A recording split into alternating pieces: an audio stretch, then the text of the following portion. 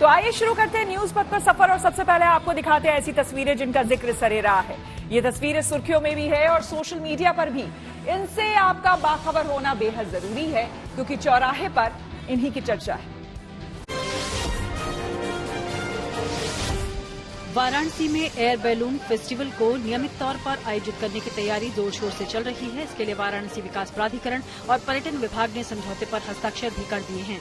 अब तक hot air balloon festival का आयोजन साल में 3 दिन के लिए होता था, लेकिन पर्यटन को बढ़ावा देने के मकसद से अब अक्टूबर से मार्च महीने में आसमान में काशी का दर्शन कराया जाएगा।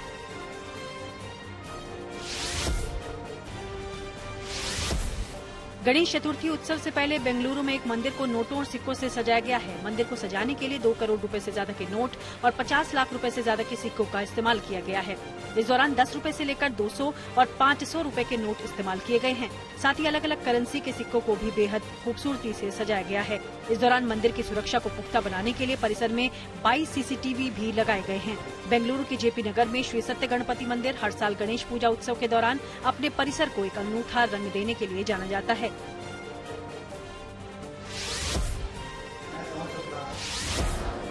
पंजाब के संगरूर में अपर प्राइमरी स्कूल के 55,000 छात्रों को पराली न जलाने और नशे के खिलाफ अपने परिवारों और दूसरे लोगों को जागरूक करने की शपथ दिलाई गई। जिले के डिप्टी कमिश्नर की मौजूदगी में इन छात्रों को ये शपथ दिलाई गई। दिवाली से पहले एक बार फिर प्रदूषण की समस्या को देखते हुए एक कदम उठाया गया।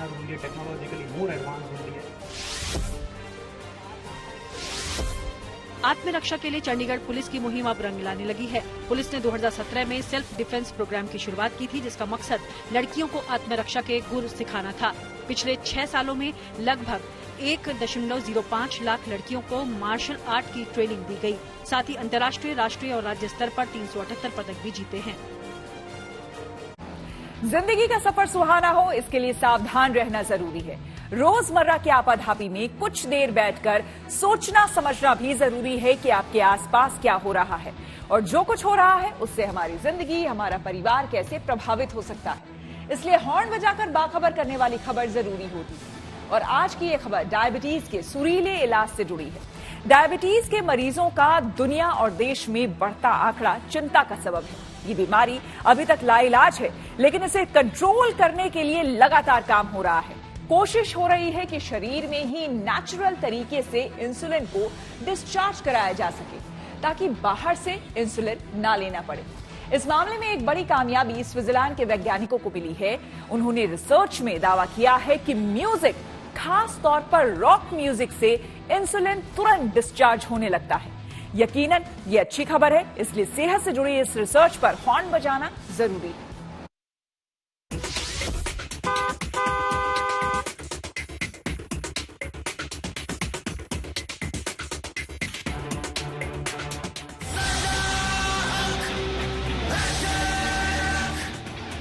रोमांच जो जुनून में बदलता है, जुनून जो संगीत के समंदर में लहरों की तरह उठता है और पूरे आवेग के साथ मन मस्तिष्क पर छा जाता है। यही नशा है, रॉक म्यूजिक है। यही मजा है रॉक शो का, जो सुनने वाले को चार्ज कर देता है। रफ्तार से डायबिटीज के मरीजों की संख्या बढ़ रही है। उसे देखते हुए संगीत की अहमियत समझना जरूरी है।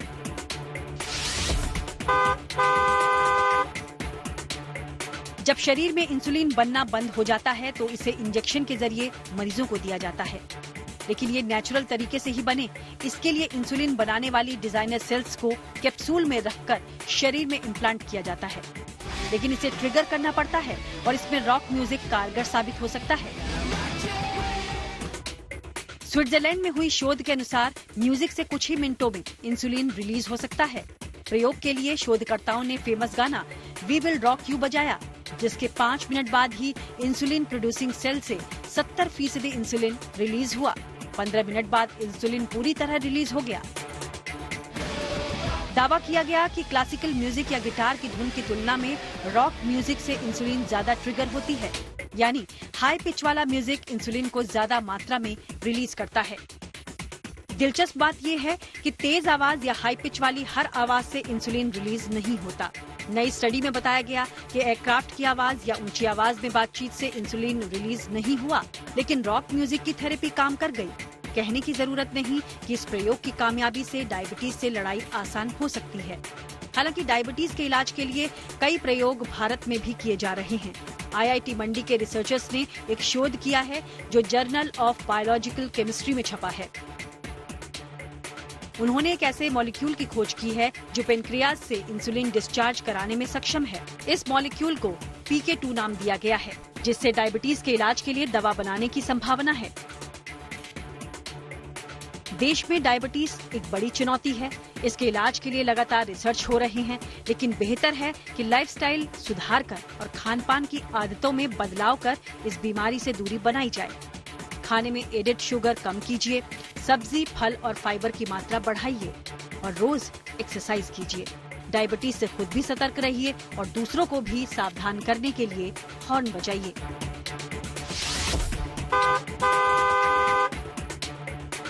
Bureau report, good news today. अगर म्यूजिक या फिर किसी और तरीके से ये मुमकिन हो जाए कि शरीर में ही नेचुरल इंसुलिन बनने लगे तो डायबिटीज के खिलाफ जंग में ये बहुत बड़ी कामयाबी होगी। लेकिन इसके लिए म्यूजिक किस हद तक कारगर है, इसे हमने समझा डॉक्टर राकेश पंडित से।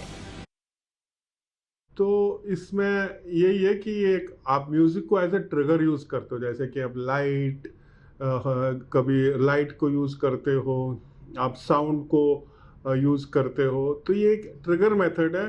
बट ये कोई ऐसा सब्स्टिट्यूट नहीं कि आपने डायबिटीज के लिए कोई नया इलाज ढूंढ लिया कि आप ये म्यूजिक चलाओगे तो आपके शरीर इंसुलिन बनाना स्टार्ट करेगा। ऐसा कुछ भी नहीं है कि दैट इससे हमारा पूरा ही डायबिटीज खत्म हो जाएगा।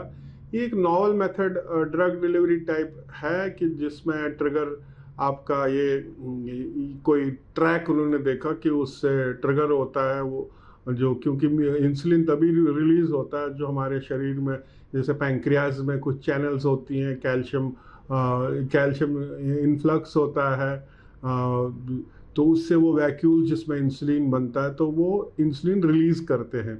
वैसा ही कुछ सिस्टम ये थेरेटिकली ऐसा ही है, पर अभी इसको आम आदमी तक पहुंचने में, मतलब ह्यूमन ट्रायल्स आने में काफी वक्त लगेगा। आदित्य L1 ने दी है गुड न्यूज। आइए सीधे आपको लिए चलते हैं न्यूज एक्सप्रेसवे पर, जहां देश से जुड़ी कुछ और जरूरी खबरें कर रही हैं आपका इंतजार। ईडी के समन के मामले में झारखंड के मुख्यमंत्री हेमंत सोरेन को सुप्रीम कोर्ट से झटका लगा है। सुप्रीम कोर्ट ने सोमवार को ईडी के खिलाफ हेमंत सोरेन की ओर से दायर याचिका पर सुनवाई करने से इनकार कर दिया। सुप्रीम कोर्ट ने हेमंत सोरेन को हाईकोर्ट जाने को कहा है। सोरेन के वकील ने सुप्रीम कोर्ट से याचिका वापस ले ली है। कश्मीर के अनंतनाग में पिछले 6 दिन से सेना और आतंकियों के बीच एनकाउंटर जारी है। हालांकि सेना आतंकियों के कई ठिकानों को निशाना बना चुकी है। सर्च ऑपरेशन के दौरान सेना को एक जला हुआ शव भी मिला। माना जा रहा है कि ये शव आतंकी उजैर खान का हो सकता है। 13 सितंबर को आतंकियों के साथ मुठभेड़ में सेना के 3 अधिकारी शहीद हुए थे। इस हमले की जिम्मेदारी आतंकी संगठन लश्कर-ए-तैयबा की शाखा TRF ने ली थी। हमले के पीछे स्थानीय आतंकी उजैर खान का हाथ बताया गया था। भारत के सूर्य मिशन से जुड़ी एक गुड न्यूज आई है। आदित्य L1 ने सूर्य से जुड़ी जानकारियां भेजना शुरू कर दिया है। इसकी जानकारी खुद इसरो ने ट्विटर पर दी। इसरो ने मिशन अपडेट में कहा है कि स्टेप नाम के उपकरण के सेंसर्स ने वैज्ञानिक डेटा जुटाना शुरू कर दिया है। साथ ही आदित्य L1 अपने मिशन के एक और अहम चरण को शुरू करने के लिए भी तैयार है। इसरो के अनुसार अंतरिक्ष यान सोमवार की मध्यरात्रि में TL.1 इंसर्शन से गुजरेगा। TL1 इंसर्शन पृथ्वी की कक्षा से एक प्रक्षेपण है जो 19 सितंबर को भारतीय समय के मुताबिक सुबह लगभग 2 बजे आयोजित किया जाएगा।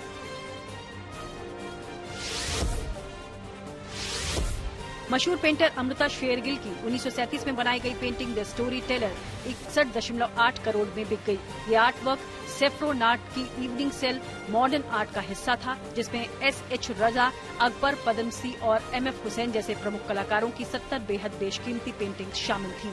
लेकिन अमृता शेरगिल के मास्टरपीस द स्टोरी टेलर को काफी पसंद किया गया और दुनिया भर में बिकने वाली सबसे महंगी भारतीय पेंटिंग बन गई। इससे पहले रिकॉर्ड नामचीन सैयद हैदर रजा की पेंटिंग के नाम था। अपने प्रेमी नसरुल्लाह से मिलने के लिए पति और बच्चों को छोड़कर पाकिस्तान गई भारतीय महिला अंजू एक बार फिर चर्चाओं में है। खबर है कि अंजू अगले महीने यानी अक्टूबर में भारत वापस आ सकती है। न्यूज एजेंसी PTI से बात करते हुए अंजू यानी फातिमा के पति नसरुल्लाह ने कहा कि वो मानसिक तौर से काफी परेशान है। उसे अपने बच्चों की कमी महसूस हो रही है, इसलिए वो अगले महीने भारत आ रही है। अंजू के एक बेटा और एक बेटी है जिनकी उम्र 7 साल और 15 साल है। और आइए अब रुक करते हैं प्रगति मार्ग का, जहां ऐसी खबरें हैं जो कि देश की तरक्की, प्रगति और लोगों की काबिलियत दिखाती है। आज बात करेंगे उन युवा महिला खिलाड़ियों की जिन्होंने रग्बी जैसे खेल को भारत में आगे ले जाने के लिए एक रास्ता तैयार किया। अपने खेल के दम पर नेशनल रग्बी टीम ने चीन में होने वाले एशियन गेम्स के लिए क्वालिफाई किया। तो चलिए आपको मिलवाते हैं जोश, उत्साह और जुनून से लबरेज महिला रग्बी टीम से।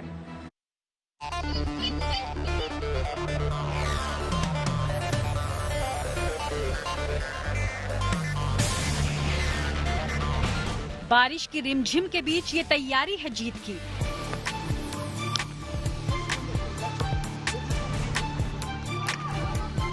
जोश और उत्साह से भरी है भारतीय महिला रग्बी टीम। मैदान में खेल की बारीकियों को समझती युवा ब्रिगेड 19वें एशियन गेम्स में अच्छे प्रदर्शन के लिए बहा रही पसीना।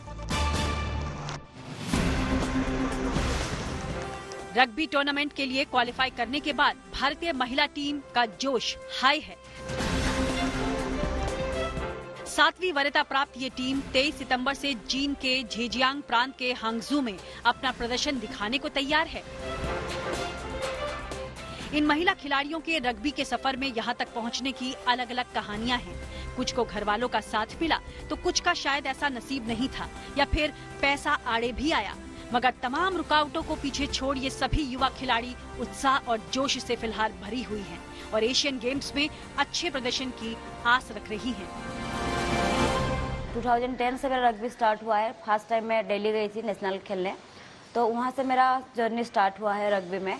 और मैं रग्बी तो किस में ही सीखी हूँ, क्योंकि बाहर से आ रहे थे फॉरेनर लोग और हमारा जो किस का लड़का लोग बाहर गए थे इंग्लैंड, तो उनसे मैं इंस्पायर हुई देख के कि हाँ चलो मेरे को भी कुछ खेलना है। मतलब पहले तो मतलब गांव वाले तो काफ़ी सारी चीज़ें बोलते थे, क्योंकि वहाँ का एनवायरनमेंट बहुत अलग है शहर से। और लेकिन मेरे फैमिली डे 1 से मेरा सपोर्ट करते हैं, इसीलिए शायद मैं अभी इतना आगे आई हूँ। हम सब मिलकर अपनी टीम को संभालते हैं, तो काफ़ी अच्छा जो मैं देख रही हूँ, काफ़ी चीज़ें हम लोग के बीच में हो रही हैं और जो हमारा कॉम्बिनेशन है, कोऑर्डिनेशन है, वो काफ़ी स्ट्रॉन्ग है। एशियन गेम में टारगेट तो गोल्ड, सबका तो सपना है गोल्ड लाने के लिए। हम लोग का भी सपना है, हम खेलने जाएंगे तो अच्छा से खेलेंगे, 100% सबका देंगे। कोलकाता के स्पोर्ट्स अथॉरिटी ऑफ इंडिया के मैदान में एशियन गेम्स की तैयारी कर रही इस महिला टीम को साथ मिला बॉलीवुड एक्टर और इंडियन रग्बी फुटबॉल संघ के अध्यक्ष राहुल बोस का, जो हर खिलाड़ी को मिलने वाली सहूलियत पर फोकस कर रहे हैं। They don't need any motivation. The motivation for women and girls who are economically disempowered, who have to face conservatism, patriarchy, a certain amount of gender discrimination in their families. Those battles have already been fought. This is a national squad where they've already fought those battles. They don't need to justify them playing anymore because they are now playing for their country. They are now earning. All our national players get paid, whether it's the camp, whether it's the tournaments. सिर्फ राहुल बोस ही नहीं, बल्कि इन युवा खिलाड़ियों को training देने वाले coach ल्यूडविग van डेवेंटर भी rugby की बारीकियों और विरोधी टीम से भिड़ने का जज्बा पैदा करने में मदद कर रहे हैं। कोलकाता से अनिर्बन के साथ bureau report, good news today.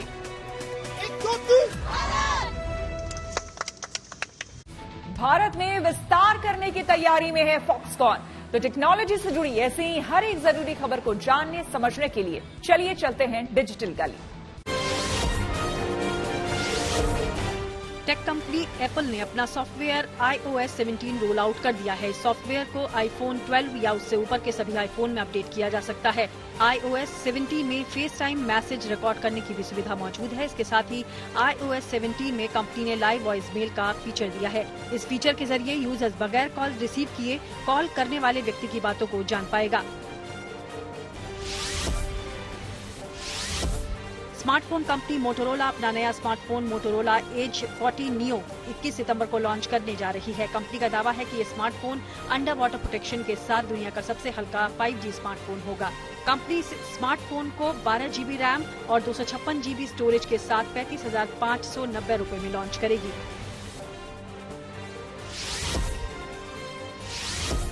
Taiwan की इलेक्ट्रॉनिक कंपनी फॉक्सकॉन भारत में विस्तार करने की योजना बना रही है। देश में फॉक्सकॉन के रिप्रेजेंटेटिव वी ली ने बताया कि भारत में फॉक्सकॉन तेजी से विकसित हुई है और अब कंपनी भारत में रोजगार और बिजनेस को दोगुना करेगी। बता दें कि फॉक्सकॉन के तमिलनाडु प्लांट में अभी 40,000 कर्मचारी काम करते हैं। खबरों के एक्सप्रेसवे से आगे रुक करते हैं सियासी ढाबे का, जहां आज की सबसे दिलचस्प खबर मौजूद है। संसद का विशेष सत्र शुरू हो चुका है, लेकिन कल का दिन ऐतिहासिक है क्योंकि गणेश चतुर्थी के शुभ दिन नई संसद में बैठक शुरू होगी।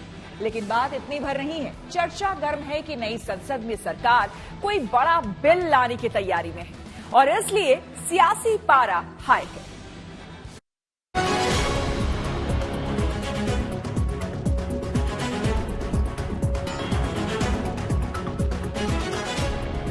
ऐतिहासिक निर्णयों का एक सत्र है। भारतवासियों की उपलब्धि की चर्चा हो रही है। मैं पहली बार जब संसद का सदस्य बना, इस संसद भवन के दौर पक्ति पर इस लोकतंत्र के मंदिर को श्रद्धा भाव से नमन करते हुए मैंने पैर रखा था। मैं कल्पना नहीं कर सकता कि रेलवे प्लेटफॉर्म पर गुजारा करने वाला एक गरीब परिवार का बच्चा पार्लियामेंट विशेष सत्र इस मायने में तो वाकई ऐतिहासिक है कि यहाँ से भारतीय लोकतंत्र का सफर नई संसद से शुरू होगा। लेकिन क्या किसी निर्णायक फैसले या कहें कि अहम बिल के तौर पर भी नया इतिहास लिखने की तैयारी है? सही है। सियासी गलियारों में इसी सवाल पर सस्पेंस है और विपक्ष परेशान है कि नई संसद में आखिर होने क्या वाला है। ये शपथ ली थी कि हम देश को आगे बढ़ाएंगे। रोने धोने के लिए बहुत समय होता है, करते रहिए।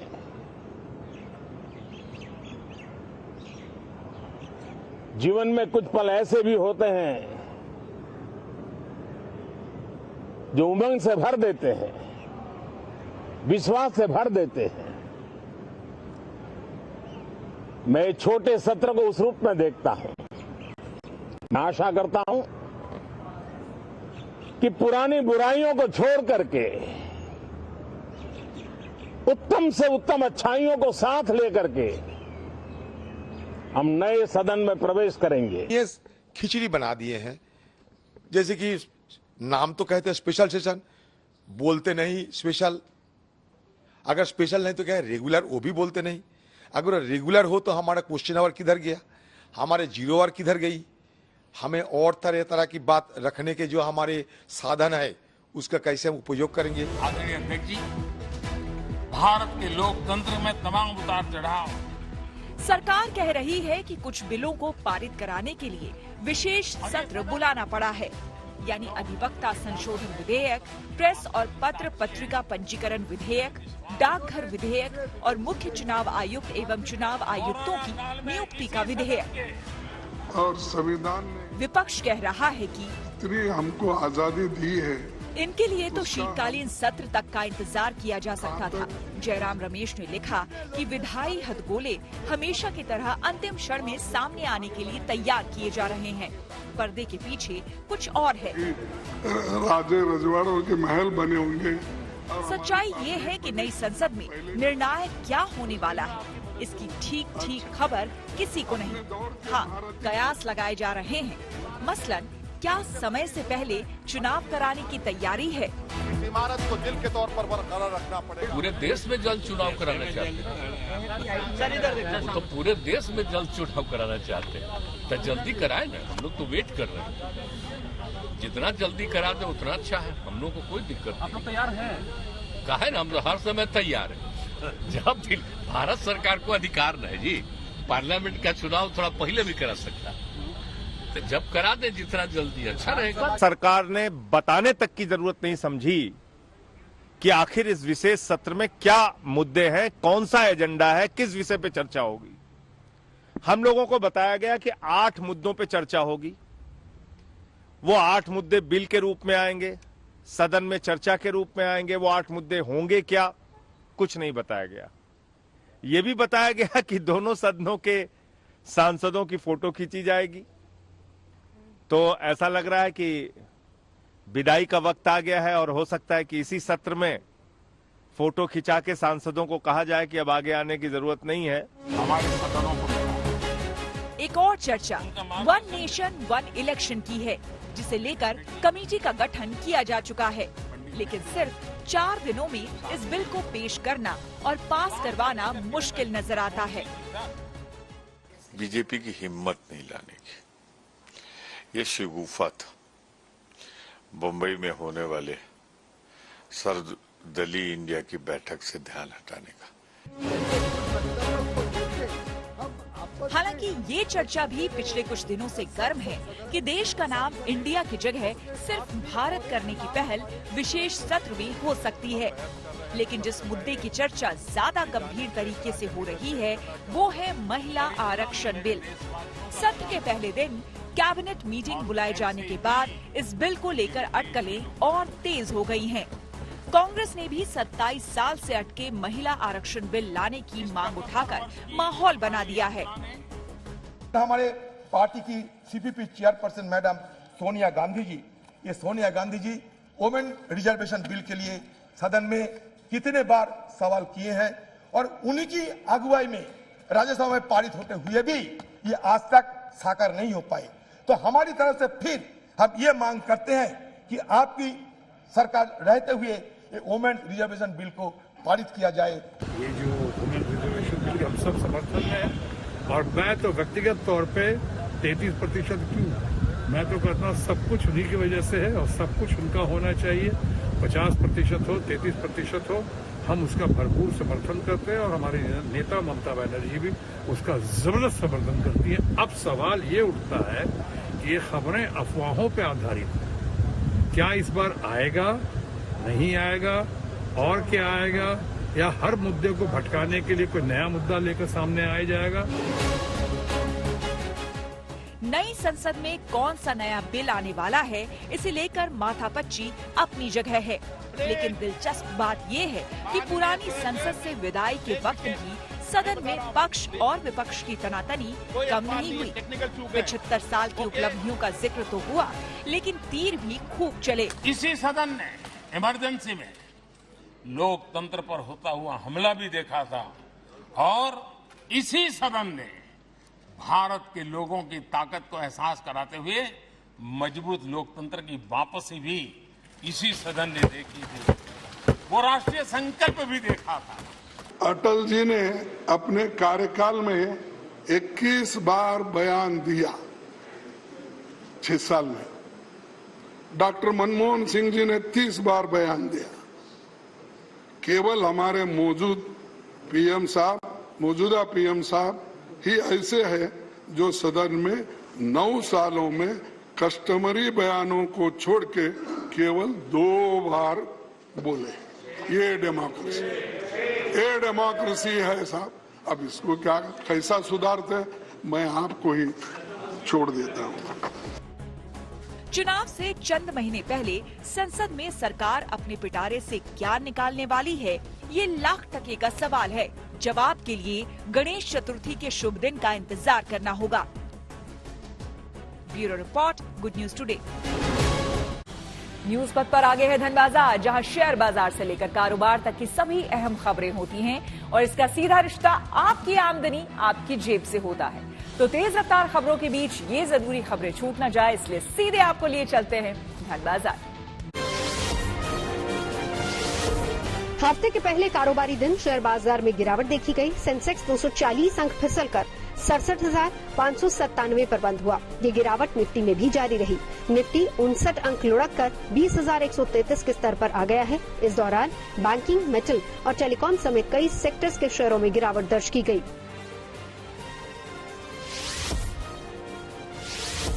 दिल्ली सराफा बाजार में सोना चांदी के भाव में तेजी देखी गई। सोना 180 रुपए महंगा हो गया और अब दिल्ली में 10 ग्राम सोने की कीमत 60,200 रुपए है। इसके साथ ही चांदी भी 400 रुपए महंगी हो गई और अब चांदी की कीमत 74,400 रुपए प्रति किलो है। अडानी हिंडनबर्ग मामले में सुप्रीम कोर्ट में याचिका दाखिल की गई है। इस याचिका में नई एक्सपर्ट कमेटी का गठन करने की मांग की गई है। इसके साथ ही याचिका में कहा गया है कि कमेटी में ऐसे लोगों को शामिल किया जाए जिनका अडानी हिंडनबर्ग मामले से किसी भी तरह से कोई लेना देना नहीं है। बता दें कि इस मामले की जांच के लिए सुप्रीम कोर्ट ने 6 सदस्यीय कमेटी बनाई थी। कार कंपनी ऑडी ने अपनी नई कार Q5 का लिमिटेड एडिशन लॉन्च कर दिया है। इस SUV के एक्सटीरियर और इंटीरियर को अपडेटेड किया गया है और ये ब्लैक कलर में बाजार में लॉन्च की गई है। कंपनी ने इस नई कार की कीमत 69,72,000 रखी है। न्यूज पथ में खबरों के सफर को आगे बढ़ाएं, लेकिन रुकते हैं जरा वायरल चौक पर। देख लेते हैं उन वीडियोस को जो कि सोशल मीडिया में धमाल मचाए हुए हैं। इनमें से कुछ वीडियोस ऐसे हैं जो आपको इमोशनल कर देंगे और कुछ आपको हंसाएंगे भी। छोटे गजराज का ये प्यारा सा वीडियो सोशल मीडिया पर खूब वायरल हो रहा है। वीडियो में छोटे गजराज बत्तखों के साथ खेल रहे हैं। बत्तखों का पीछा करते करते छोटे गजराज खुद जमीन पर गिर जाते हैं और थक हार कर जब ये हाथी पक्षियों को नहीं पकड़ पाता तब वो किसी बच्चे की तरह अपनी माँ की आंचल में छिप जाता है।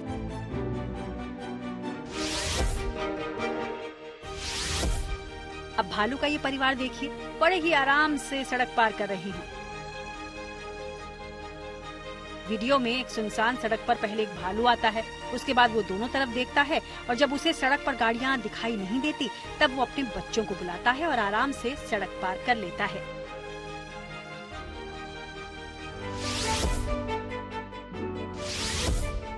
आगे आगे तू पीछे पीछे मैं, बिल्ली और कौवे का ये वीडियो सोशल मीडिया पर खूब वायरल हो रहा है। पहले तो बिल्ली आगे आगे जा रही होती है और बिल्ली का एक कौवा पीछा कर रहा होता है। बिल्ली कई बार उसे मना भी करती है, बावजूद इसके कौवा उसका पीछा करना नहीं छोड़ता। सोशल मीडिया पर कौवे की ये शरारत लोगों को खूब गुदगुदा रही है।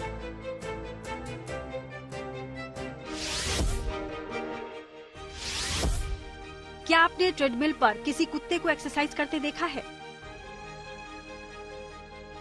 इस वीडियो को जरा देखें। ट्रेडमिल पर ये डॉगी एक्सरसाइज तो कर ही रहा है, साथ ही वो अपने 2 पैरों को ट्रेडमिल की साइड पर रखता है और 2 पैरों से ही ट्रेडमिल पर दौड़ लगा रहा होता है। सोशल मीडिया पर डॉगी का ये अंदाज खूब पसंद आ रहा है।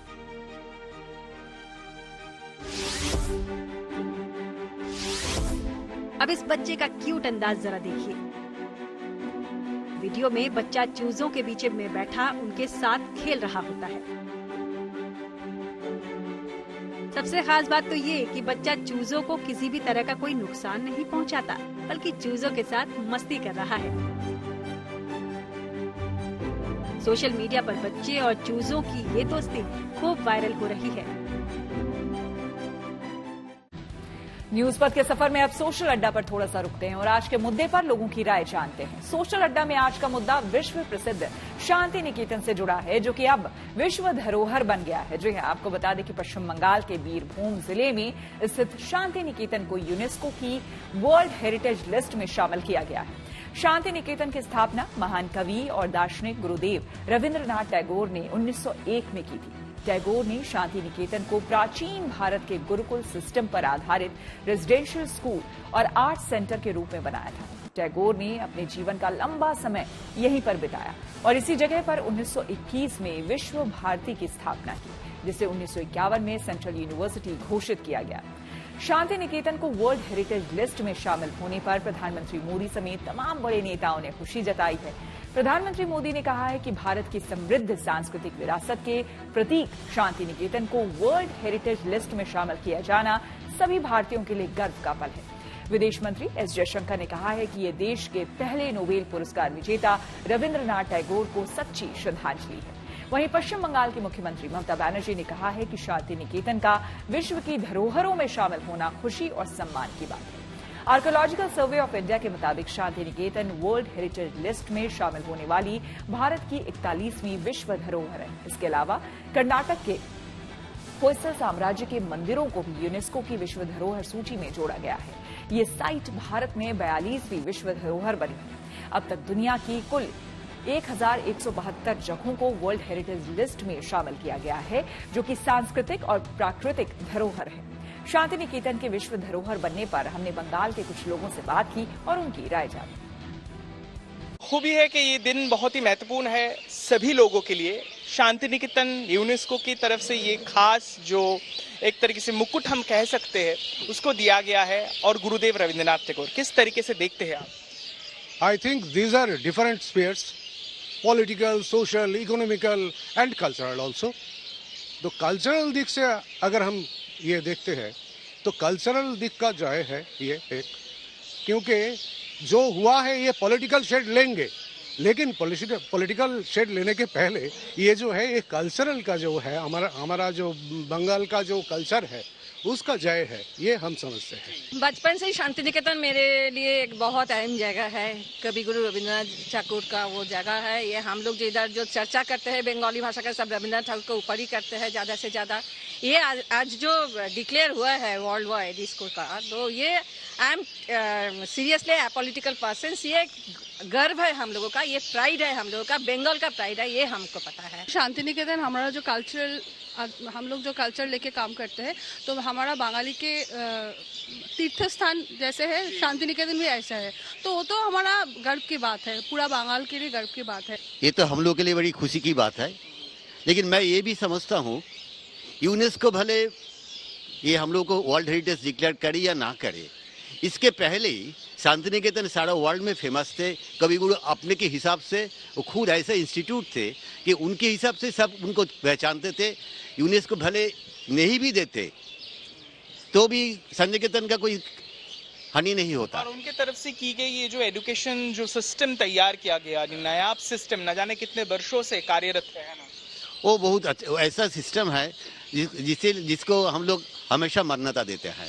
टॉप 3 में पहुंच गई है भारतीय पुरुष हॉकी टीम। खेल जगत से जुड़ी कुछ और खबरों को जानने के लिए चलिए सीधे चलते हैं खेल चक्कर। एशिया कप में धमाकेदार जीत के बाद टीम इंडिया अब ऑस्ट्रेलिया के खिलाफ होने वाली 3 मैचों की वनडे सीरीज की तैयारियों में जुट गई है। हालांकि इस सीरीज में अक्षर पटेल और श्रेयस अय्यर खेलेंगे या नहीं, इस पर कप्तान रोहित शर्मा ने कहा है कि दोनों खिलाड़ी ठीक हो रहे हैं और उन्हें ज्यादा चोटें नहीं आई हैं और उम्मीद है कि दोनों वर्ल्ड कप से पहले ठीक हो जाएंगे। भारत में होने वाले वनडे वर्ल्ड कप के लिए इंग्लैंड ने अपनी 15 सदस्यीय टीम का ऐलान कर दिया है। वर्ल्ड कप में इंग्लैंड की कमान विस्फोटक बल्लेबाज जॉश बटलर के हाथों में होगी। इसके साथ ही हैरी ब्रुक को भी टीम में जगह दी गई है। बता दें कि 5 अक्टूबर को इंग्लैंड और न्यूजीलैंड की भिड़ंत के साथ वर्ल्ड कप का आगाज हो जाएगा। भारतीय क्रिकेटर ईशान किशन का एक वीडियो सोशल मीडिया पर तेजी से वायरल हो रहा है। इसमें ईशान किंग कोहली की नकल करते नजर आ रहे हैं। इसके बाद विराट भी फनी अंदाज में ईशान की नकल करते हैं। दरअसल एशिया कप में ऐतिहासिक जीत के बाद खिलाड़ी ग्राउंड पर ही मस्ती कर रहे थे, तभी ये वीडियो बनाया गया।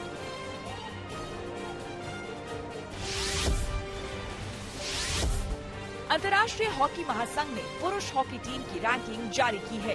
इस रैंकिंग में भारतीय हॉकी टीम तीसरे स्थान पर पहुंच गई।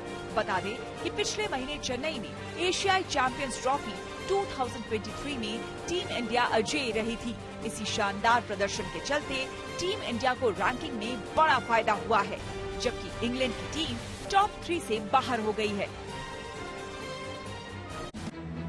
इसी के साथ न्यूज पथ में मेरे यानी कि श्वेता झा के साथ फिलहाल इतना ही। देश दुनिया की तमाम पॉजिटिव खबरों के लिए आप देखते रहिए गुड न्यूज टुडे।